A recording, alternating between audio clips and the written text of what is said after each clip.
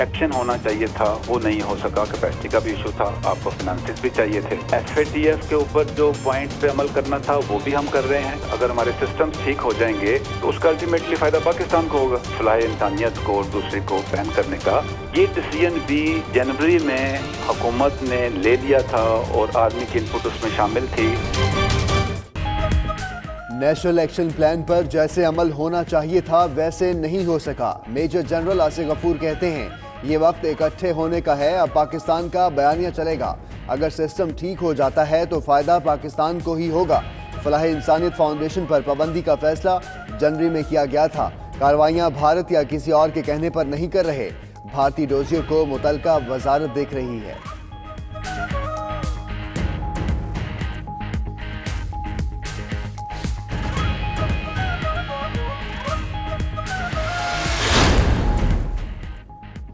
जमात दावा और फलाह इंसानियत फाउंडेशन पर पाबंदी आयद। वजारत दाखिला ने नोटिफिकेशन जारी कर दिया। उधर नेशनल एक्शन प्लान की खिलाफ वर्जी पर पंजाब में कलादन तंजीमों के 65 अफराद गिरफ्तार।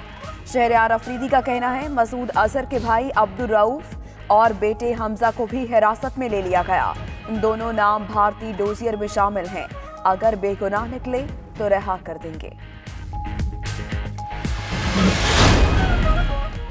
पाकिस्तान और भारत को कशीदगी खत्म करने के लिए मजीद इक़दाम करने चाहिए। नायब तर्जुमान अमरीकी महकमा खारजा रॉबर्ट प्लाडिनो की प्रेस ब्रीफिंग। कहा पाक भारत कशीदगी खत्म कराने में वज़ीर खारजा माइक पोम्पियो ने अहम किरदार अदा किया। तालिबान से मुज़ाकरात से मुताल्लिक़ कहा कि पेशरफ्त हो रही है। अमरीकी टीम तालिबान वफ़द से अफगान अमन पर गुफ्तगू कर रही है।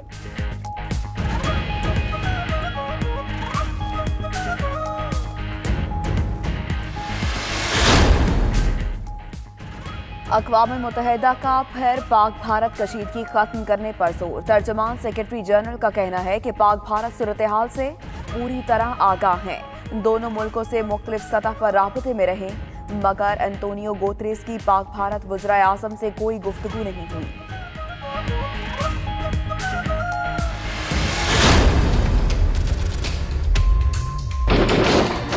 को उन्होंने एग्रेशन किया, 27 को हमने रिस्पांस दिया और वो आपने देखा कि क्या उसका रिजल्ट निकला। उनके 2 तैयारे मार के गिराए। एक पायलट उनकी डेथ हुई, एक पायलट हमारी अरेस्ट में था जिसको रिलीज कर दिया।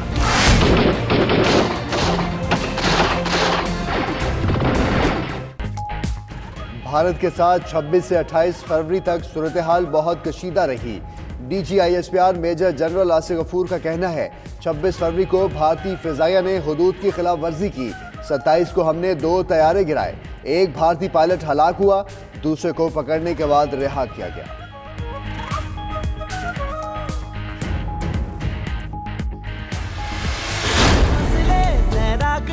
इन ख्वाहिशों के साथ हम बढ़े और पानियों पे चले और पानियों पे चले। फजाओं के बाद समुद्रों में भी भारत की शरारत की कोशिश नाकाम। पाक बहरिया ने मुल्की साहिलों के जनूब में भारतीय आबदोज का सुराग लगा लिया। ISPR के मुताबिक पाक बहरिया समुद्री सरहदों के दिफा के लिए चौकस है। उधर कंट्रोल लाइन पर सूरत हाल में कदरे बेहतरी। भारतीय फोर्सेस की बिला इश्तियाल फायरिंग से एक शख्स जख्मी हुआ। पाक फौज ने जवाब में चौकियों को निशाना बनाया।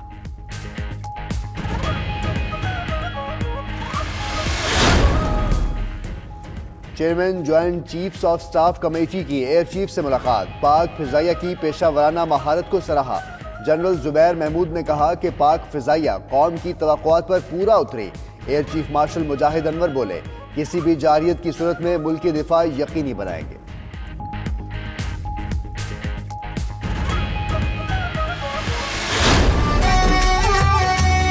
बाबा नानक दुखियां दे नाथ वे रहे सर पे मेरे तेरा हाथ वे।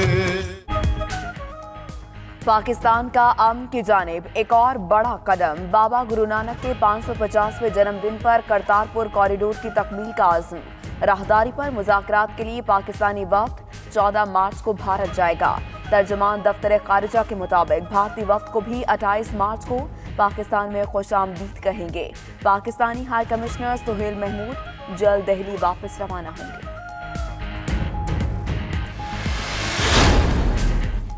वज़ीर-ए-आज़म से अटॉर्नी जनरल की मुलाकात, मुख्तलिफ कानूनी उमूर पर तबादला ख्याल। अनवर मंसूर ने आलमी अदालत में कलभूषण यादव केस की तफसीलात से भी आगाह किया। बताया कि पाकिस्तान ने मुकदमा बेहतरीन तरीके से पेश किया।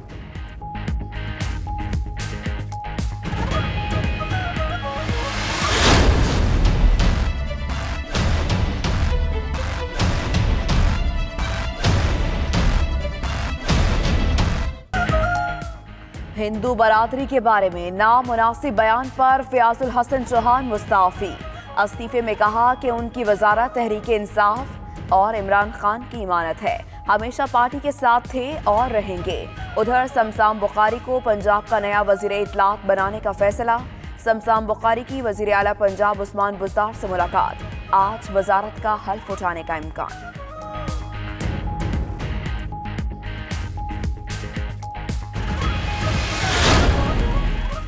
हुकूमत का आज मिनी बजट मंजूर कराने का फैसला। वज़ीर खजाना Asad Umar mini budget bill कौमी असम्बली में पेश करेंगे। तहरीक इंसाफ ने अपने तमाम अरकान को हाजिरी यकीनी बनाने की हिदायत कर दी। पीटीआई पार्लिमानी पार्टी का इजलास दोपहर 3 बजे होगा।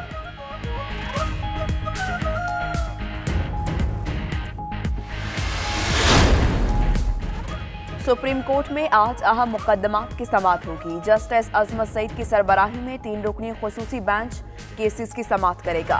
जस्टिस शौकत अजीज सदीकी की बरतरफी, बहरिया टाउन, कराची, रावलपिंडी और मरी प्रोजेक्ट्स और दीगर केसेस की समाअत होगी।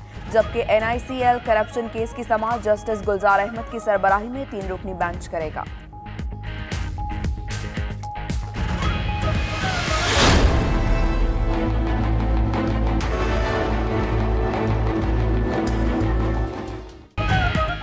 कोयटा ब्यूटिफिकेशन का मंसूबा फाल, करोड़ों रुपए से सड़कों पर लगाई गई फैंसी स्ट्रीट लाइट्स 1 माह बाद ही खराब। अक्सर सड़कों से बिजली के तार भी चोरी हो गए। इंतजामिया की गफलत के बायस मंसूबा धरा रह गया।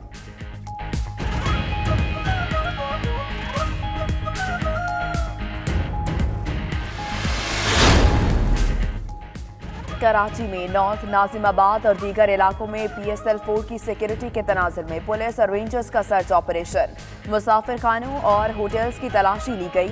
उधर बहादुराबाद से वारदातों की सेंचुरी करने वाला पुलिस एहलकार का बेटा गिरफ्तार, असलहा बरामद। पुलिस के मुताबिक मुलजिम रोजाना 7 से 8 वारदातें करता था।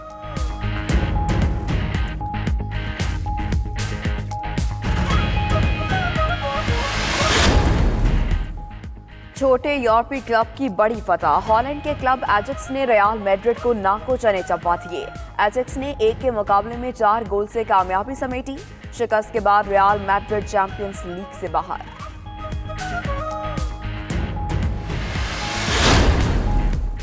अमेरिका की तुर्की को रूसी S-400 मिसाइल सिस्टम न खरीदने की वार्निंग। अमेरिकी महकमा खारजा का कहना है रूसी मिसाइल सिस्टम खरीदा तो F-35 जेट तैयारों के मुआहदे पर नजर सानी करेंगे। उधर तुर्क सदर तैयब एर्दोगान का कहना है कि रूसी मिसाइल सिस्टम के मुआहदे से पीछे नहीं हटेंगे।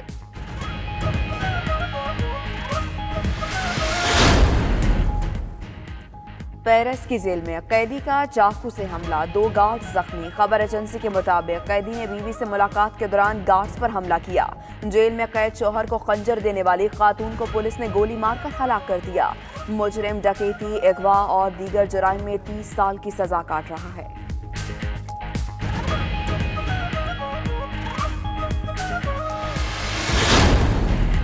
और फोर्ब्स मैगजीन ने दुनिया की अमीर तरीन शख्सियात की फहरिस्त जारी कर दी।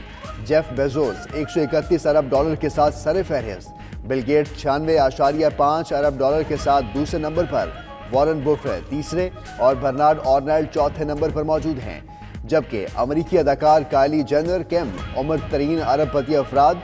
पहले कम उम्र तरीन अरबपति का एजाज फेसबुक के बानी मार्क जकरबर्ग के पास था।